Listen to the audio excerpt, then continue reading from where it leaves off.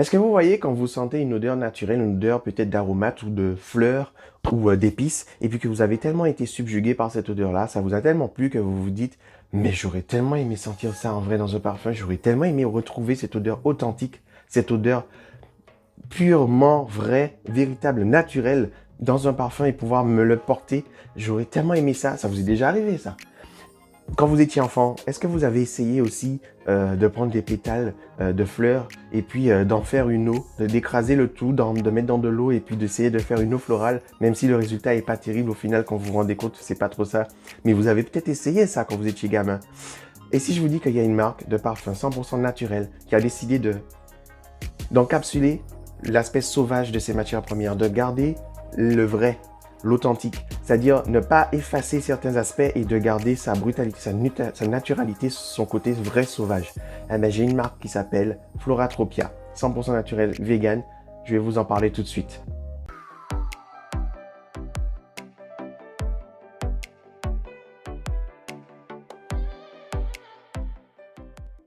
Chers amis parfumistas, bonjour à vous. Merci d'être de plus en plus nombreux à regarder mes vidéos et aussi à commenter. Je vois que vous êtes sensible à ça, vous avez envie de commenter, de partager avec moi vos retours, vos avis, vos opinions et ça me fait plaisir. N'hésitez pas, c'est important pour la chaîne. Et puis aussi, merci de vous abonner et comme vous le faites. Et vraiment, je pense qu'on va y arriver ensemble. Cette chaîne va grandir petit à petit, nous allons aller loin. Aujourd'hui, je vais vous parler de la marque Floratropia. Floratropia, c'est une marque qui a été créée par Madame Karine Toronto, qui a un sérieux background, d'accord, dans l'industrie du parfum. D'abord, elle a été assistante responsable développement produit pour Guerlain. Elle a fait chef produit international senior pour les parfums Valentino. Elle a fait directrice internationale de marque pour Atkinson, entre autres, hein, mais c'est pour vous montrer qu'en tout cas, c'est quelqu'un qui a vraiment le pied dans le métier depuis toujours. Et cette marque-là, elle a été créée en 2018 pour une sortie de parfum en 2020. Le souhait de la marque, c'était de renouer avec la nature sauvage sans aucun artifice. À commencer par du 100% naturel avec aucun apport pétrochimique quel que soit et proposer des senteurs à l'identique à celles que la nature nous offre. Des senteurs sauvages, des senteurs indomptées.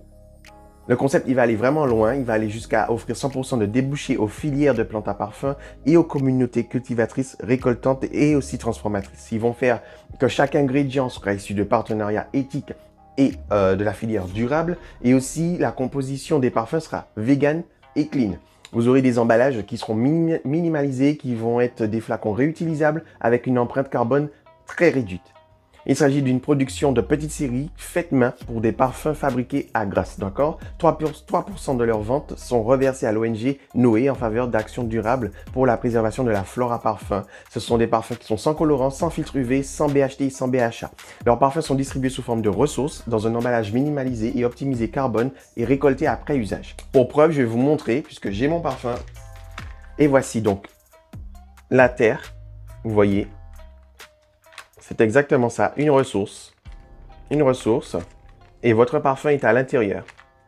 Et donc c'est 100% recyclable, il suffit juste de renvoyer l'emballage à la marque, vous leur écrivez un mail et ils vous envoient le bordereau pour pouvoir envoyer gratuitement. Et si vous voulez, vous pourrez aussi réutiliser après ce petit flacon. Mais je vais vous montrer, on va le faire ensemble. Donc là, vous voyez, j'ai un flacon vide. J'ai acheté un flacon vide sur Amazon, c'est un prix dérisoire. Tac, et on va faire ensemble et vous allez voir le concept. Donc voilà, j'ouvre, hein, je l'avais jamais utilisé auparavant. Voilà, donc on va faire ça ensemble mes chers amis parfumistas. Tac, avec intelligence.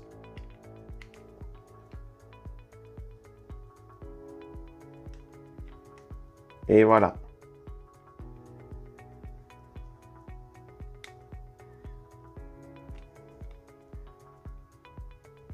C'est vidé. Je m'assure qu'il n'y a vraiment plus rien.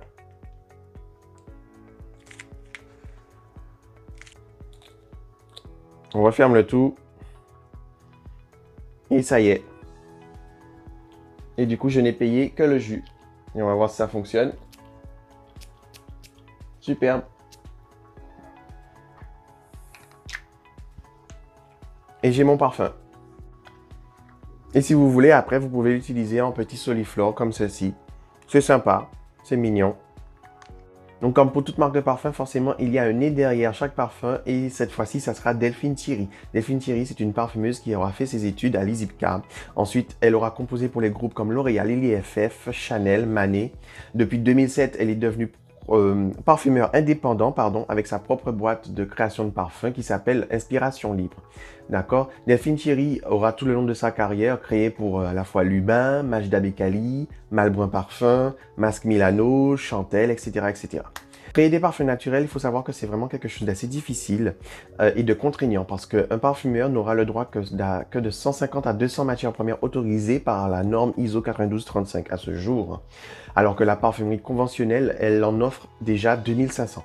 Donc vous voyez, l'organe parfum du parfumeur est vraiment restreint. Le premier parfum que je vais vous parler aujourd'hui, ça sera le ciel. Donc voici les échantillons. Ils sont contenus dans ce petit papier recyclé. Vous voyez, avec un petit fascicule très mignon, papier recyclé aussi. J'aime beaucoup. Vous voyez, vous avez les notes olfactives qui sont inscrites derrière aussi. Donc pour chaque échantillon, c'est pareil. Vous avez la composition. Donc c'est super intéressant. Et voici à quoi ressemblent les échantillons. J'adore les flacons, ils sont superbes.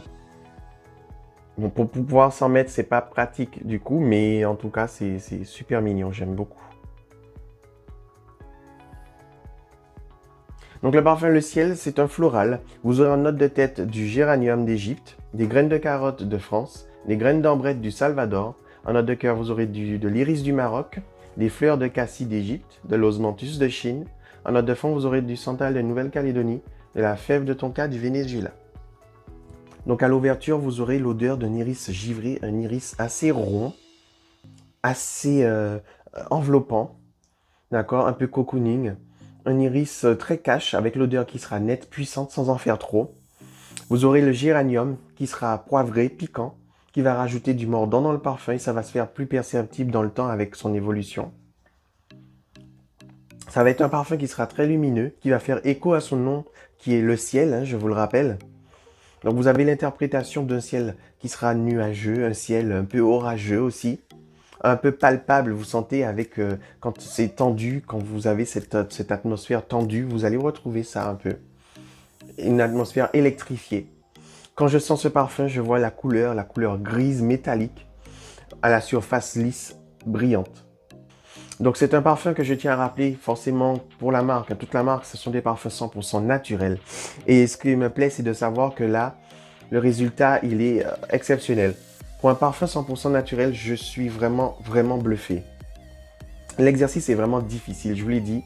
Ça peut très vite faire un four et finir en eau de bien-être, en eau médicinale. Je l'ai déjà vu, ce cas de figure-là. Et c'est dommage, ça arrive un peu beaucoup même. En tout cas, pas avec la marque Floratropia. Vous allez le voir. Hein. Pour un produit 100% naturel, c'est remarquable. Pouvoir faire ça, c'est vraiment difficile. Il y a beaucoup d'appelés, mais il y a très peu d'élus. Donc vous avez vraiment la délicatesse, le côté poudré de l'iris est vraiment retranscrit, est vraiment là. Vous avez tous les aspects, le côté racinaire aussi.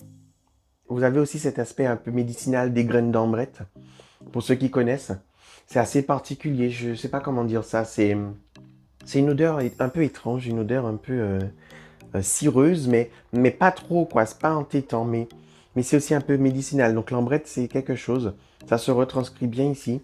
Je vois ce parfum porté en automne et au printemps. Je vois ce parfum porté pendant des moments où vous avez envie, de moments de liberté. Vous avez besoin de sensations de fraîcheur, de grandeur, d'âme. Vous avez envie de vous évader un peu l'esprit. Je vois ce parfum porté dans ces moments-là. C'est un parfum qui sera parfaitement unisexe. C'est un parfum qui est dans la délicatesse, dans la finesse, dans l'élégance.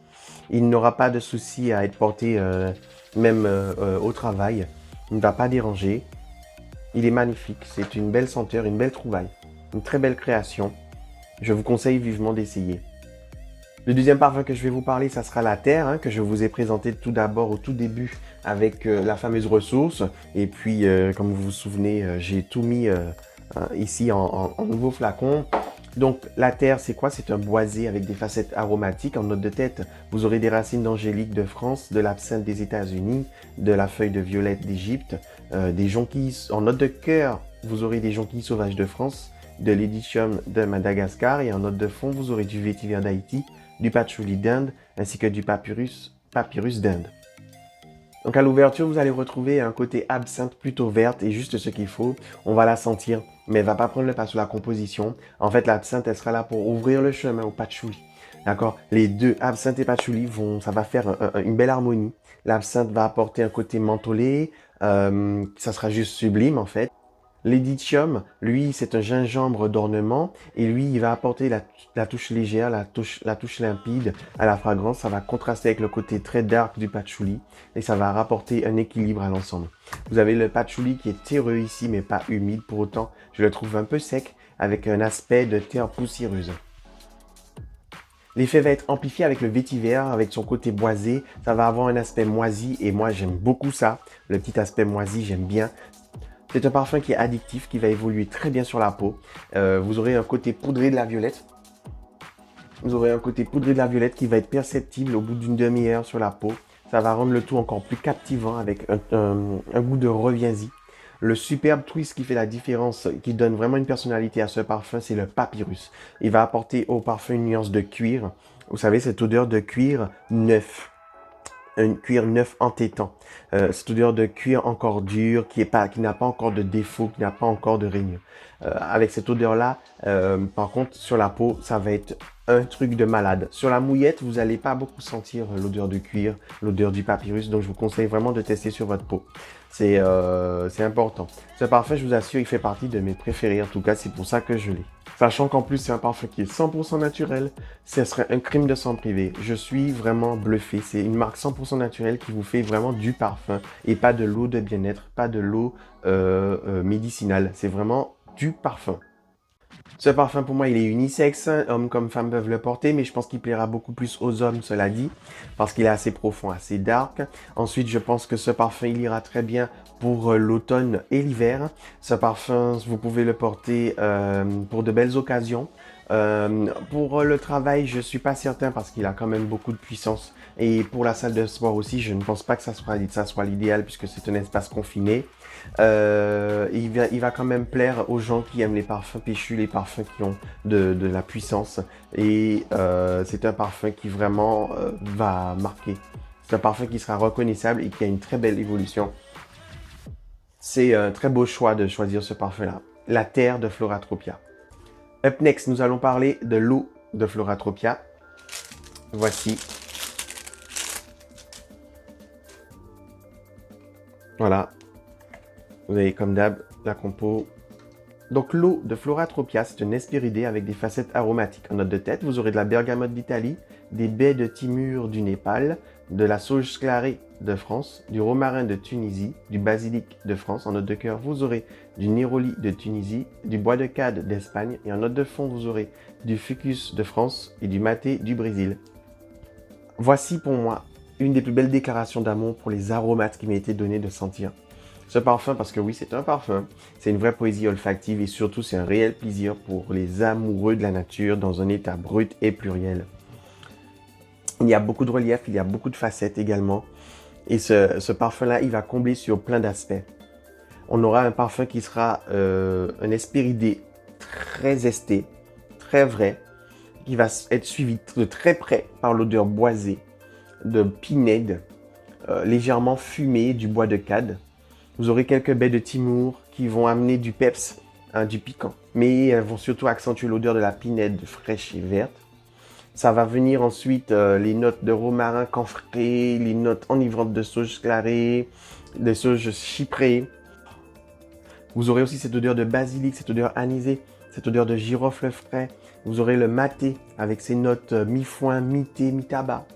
Vous avez aussi le côté rétro qui me plaît, moi là, c'est vraiment le côté rétro qui me marque, avec son côté authentique de parfum masculin des années 80, avec son aspect soapy, très typique de cette époque.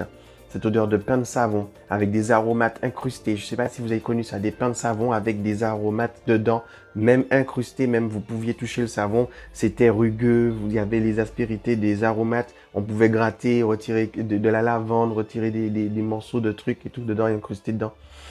C'est génial. C'est vraiment un plaisir régressif. On voyage aux quatre coins du monde, hein, puisque comme vous avez vu, hein, les matières premières viennent de plein d'endroits différents sur Terre.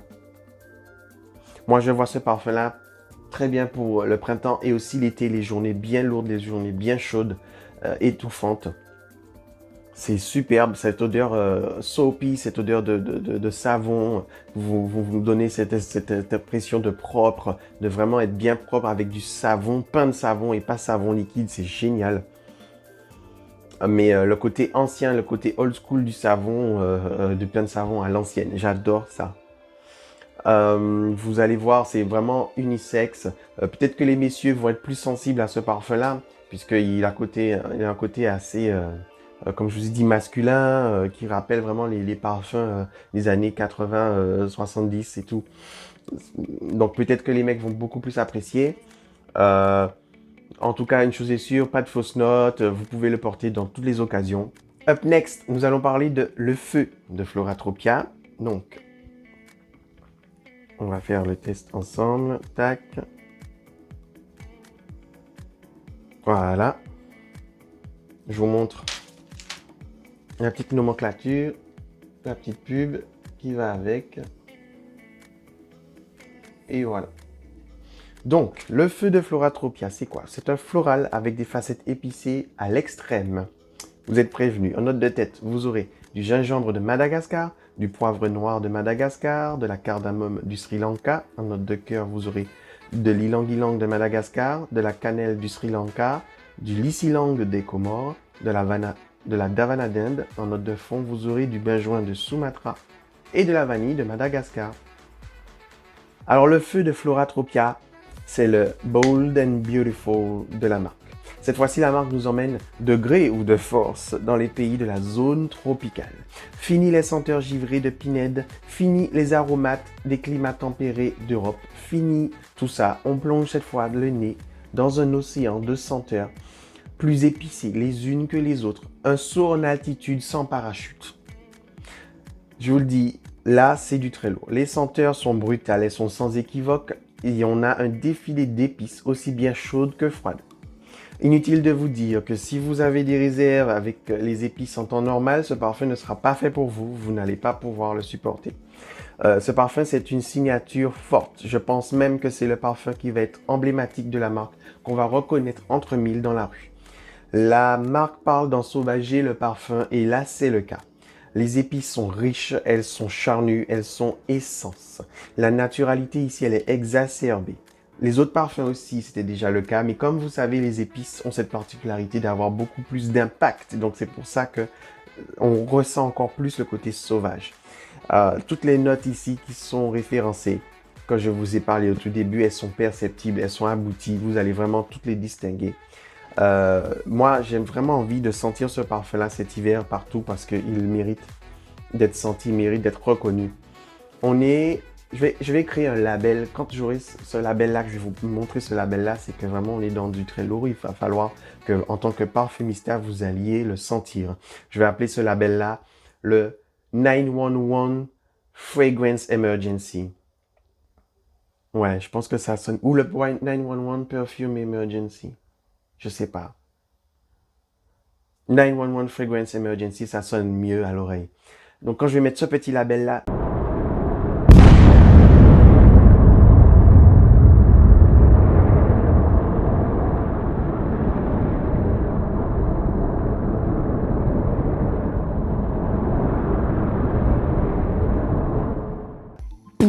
vous allez voir, ça veut dire qu'il faut vraiment absolument que vous le testiez ce parfum. Parce que là, on est dans du très lourd, on est dans du parfum spécial parfumista qui mérite d'être connu et reconnu. Qui va, je sens, finir dans une prochaine édition des 111 parfums qu'il faut sentir avant de mourir. Ça ne s'appellera plus les 111 du coup, mais bon, en tout cas, vous voyez de quoi je veux dire.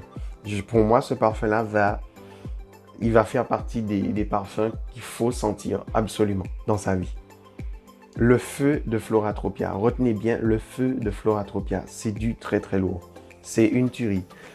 Je n'oserais pas le porter, en tout cas, en cette période, parce que pourquoi? Pour moi, c'est un parfum qui va être plus pour l'hiver, même pas pour l'automne, il va être vraiment pour l'hiver, parce qu'il est très chaud, il est très développé, il a vraiment ce côté très réchauffant, très épicé, qui va être adapté aux périodes hivernales.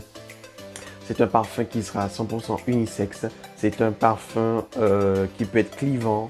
Les gens qui n'aiment pas les épices vont détester, les gens qui adorent les épices vont se doucher avec.